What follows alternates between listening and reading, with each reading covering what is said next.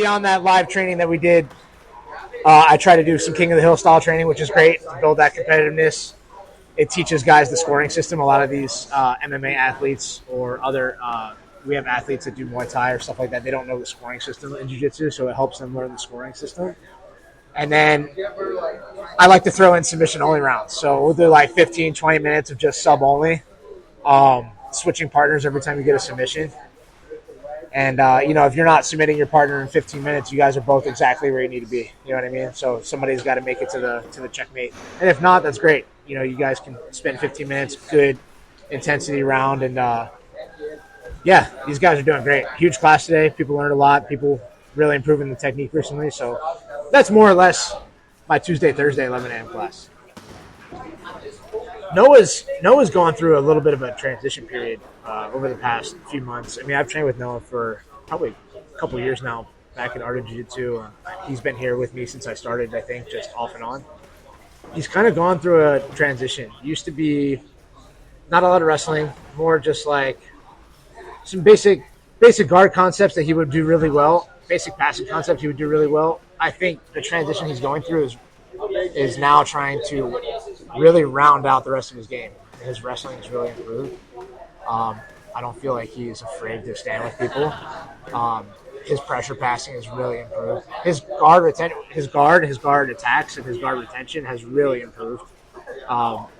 That's usually what I look at first when I'm training with somebody. Is like, even bigger guys that like to be on top. Is like, look, how are you off your back? Are you getting your guard passed by guys in training? If not, if you are, that's a problem. We fix that first. I go and I attack that problem first with most people. So that hole, I think, has been really well covered. Great guard, great attacks from bottom, really good pressure passing from top. And now with the wrestling starting to be added in, he's starting to be a good, well-rounded athlete. And now I'm proud of him for making that transition. My name is William Chen. I am a Jiu-Jitsu brown belt under Richie Martinez here at Camp Chronicles San Diego, and I've been training for just over 4 years. All of the classes combined really lend to building this this more complete art, which is really exemplified by not just me, but the more higher level Jiu-Jitsu players that we have at our school.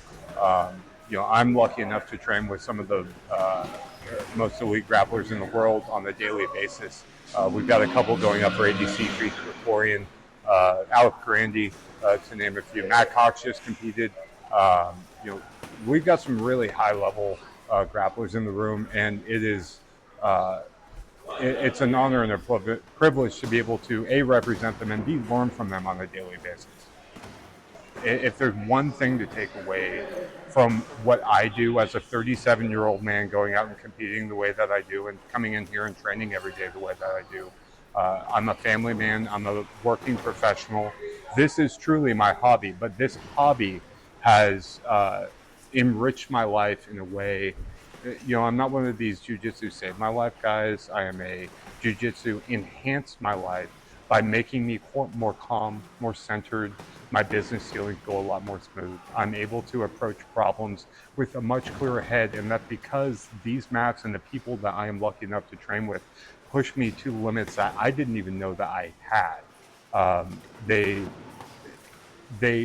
make me better because they make me want to be better, and that, I think, is the most important part of the art form. And to be frank about it, that is one of the things that I most admire about my coach, Richie Martinez, because he has built an academy that fundamentally embraces those